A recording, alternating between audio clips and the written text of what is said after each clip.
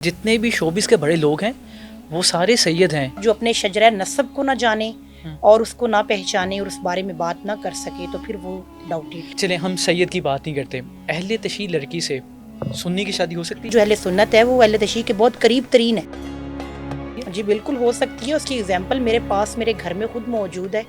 मेरी मदर जो है वो अहले तशी हैं और मेरे जो अब्बा हैं वो अहले सुन्नत हैं। मेरे वालिद जो हैं वो नियाज लंगर, मेरा ख्याल है वो अहले तशी से ज़्यादा मोमिन है।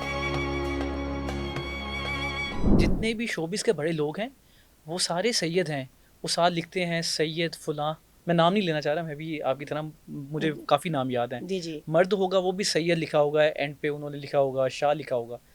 तो यानी कि ये शोबिस में जो सादात हैं ये सही हैं।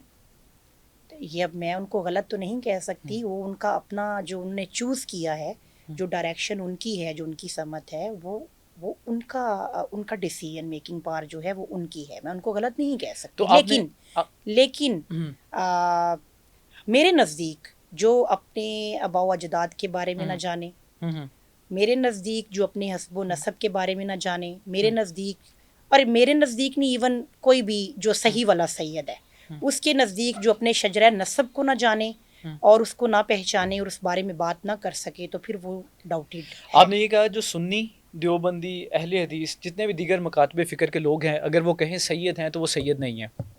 मैंने ये नहीं कहा कि वो सैयद नहीं है। मैंने ये कहा अगर उनसे सवाल पूछा जाता है कि आप किस इमाम से हैं, किस इमाम की औलाद हैं, वो कहेंगे हम बुखारी हैं, फिर वो कहेंगे हम बुखारा से हैं और हम अहले सुन्नत हैं।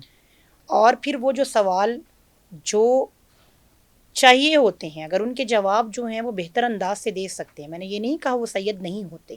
सुन्नी सैयद भी हैं, अहले तशी सैयद भी हैं। ज़रूरी नहीं है कि हर सैयद जो है वो अहले तशी ही हो, उसका मसलक इसी से हो कि वो हुसैनियत करता रहे।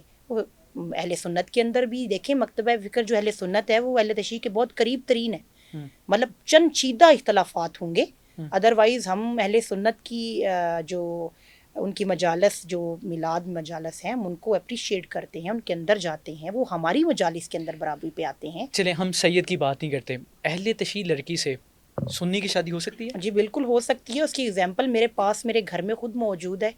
मेरी मदर जो हैं वो अहले तशी हैं और मेरे जो अब्बा हैं वो अहले सुन्नत हैं।